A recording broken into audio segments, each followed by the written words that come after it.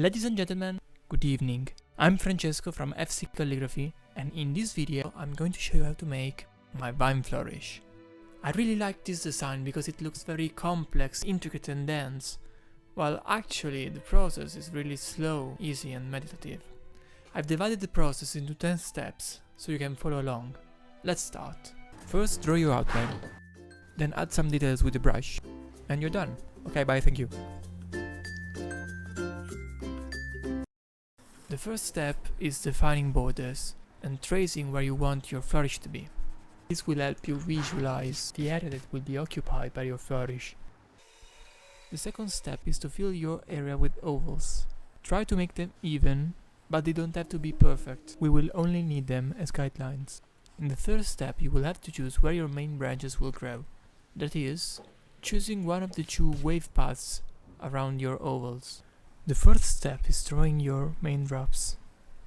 You can do this by continuing your ovals. These drops will be the focus of the attention in your flourish. They will create that distinctive contrast in the design. Hierarchy is really important and gives structure to the flourish.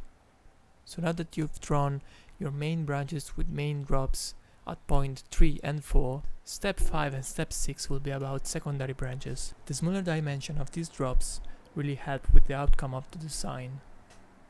In particular, on step 5 you will draw introverted branches, that is, branches that reinforce the spiral movement of the main branches.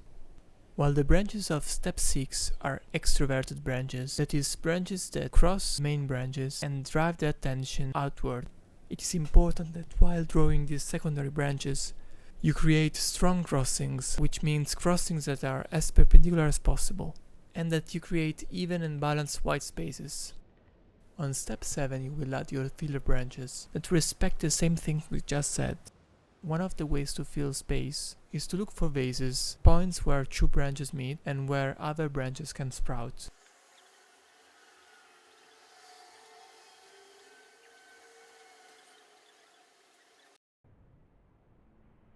Step 8 is just a reminder to leave room for gold.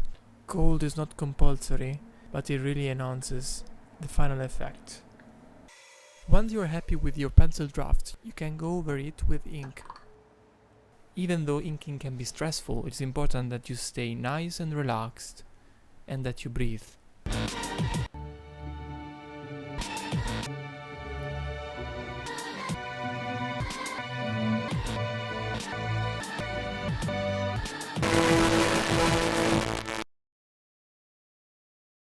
Now, before passing to the next step, wait to make sure your ink is completely dry. Once your ink is dry, you can erase your pencil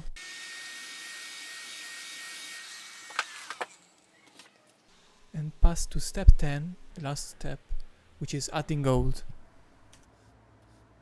There are several ways to add gold. Gold leaf, obviously, but also metallic pigment and metallic marker. But the one that gives the best results is gold leaf. And we are done.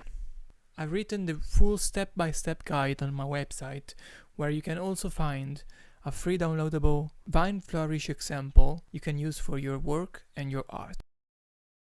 Thanks for watching.